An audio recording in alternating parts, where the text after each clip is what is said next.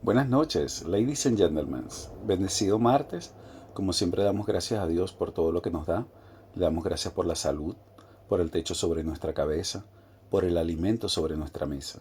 Le damos gracias por la familia, por los amigos, por los estudios, por el empleo, por los proyectos. Le damos gracias por su inmenso amor, por su misericordia, por su paciencia, por ese gran sacrificio que hizo para el perdón de nuestros pecados. Hoy quería hablarles sobre el libro de Esdras. Es el libro de Esdras, como parte del canon sagrado de las Escrituras, es todo un desafío para el creyente de hoy.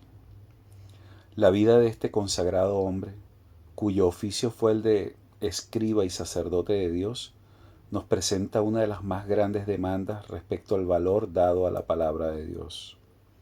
Me atrevo a pensar que no hay en la Biblia otro hombre de quien se diga tanto respecto a la manera de cómo se dedicó al estudio, vivencia y aplicación de la palabra de Dios, como lo hizo Esdras. Cuando necesitamos aprender de la diligencia de Esdras, él forma parte de los libros post-exílicos, por cuanto su historia se basa en el regreso del remanente que vivió en Babilonia.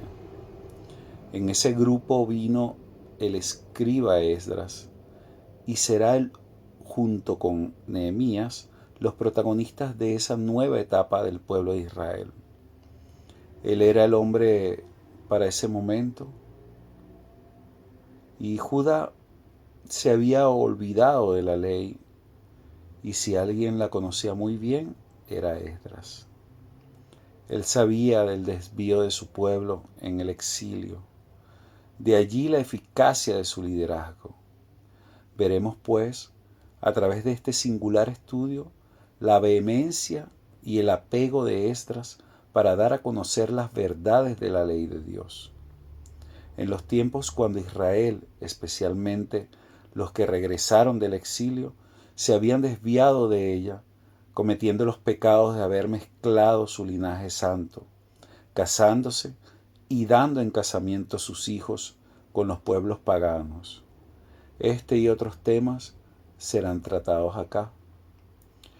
Pero el tema dominante del libro es la soberanía de Dios, haciéndose muy visible y presente hasta el punto de usar instrumentos del mundo, tales como los reyes Ciro, Darío y Artajerjes, para lograr sus propósitos, especialmente en el caso de la separación del templo, así como en la reconstrucción del Israel del exilio.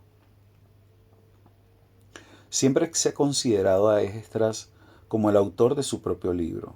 Sin embargo, la manera como se presenta a Esdras, con sus altas calificaciones, como siendo un escriba diligente en la ley de Moisés. Esto lo podemos ver en Esdras 7:6. Y como escriba versado en los mandamientos de Jehová, esto lo podemos ver en el 7:11. Nos hace pensar que sería muy poco humilde de su parte describirse a sí mismo. Si él fuera el autor, así que por cuanto este libro, junto con Nehemías y Crónicas, formaron parte de una sola obra, antes de tener las modernas versiones bíblicas, es mejor suponer que la autoría del libro de Esdras la hizo la misma persona de los libros 1 y 2 de Crónicas. Y eso tendría más sentido debido a la cronología de los hechos de este libro. Vale señalar, para los efectos de este estudio, que el libro de Esdras se divide en dos tiempos. El primero comenzó con Ciro, rey de Persia, con la reconstrucción del templo, por allá en el año 538 a.C. El otro sería hasta la terminación de la reconstrucción del templo, en el año 515 a.C. La fecha probable del libro sería entre el 456 y 444 a.C. La vida y el testimonio de Esdras nos dará muchas lecciones, de las cuales vale la pena mencionar las siguientes. Por un lado, está el deseo de su corazón para que su pueblo supiera lo esencial de la palabra de Dios, al no reemplazar la adoración a Él, porque la obediencia no es opcional.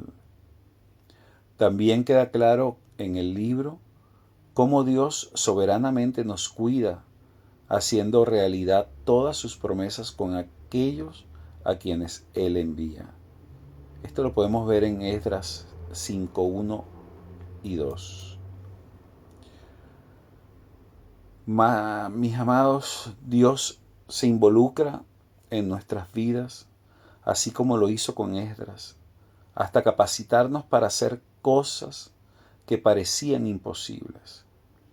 Que Dios nos dé, pues, el espíritu de Esdras para acometer con entusiasmo cualquier obra que tengamos por delante, respaldado por el estudio consagrado de este estudio de la ley de Dios. Voy a desentrañar más este libro el día de mañana por honor al tiempo. Quedan muchas cosas por decir. Mil bendiciones.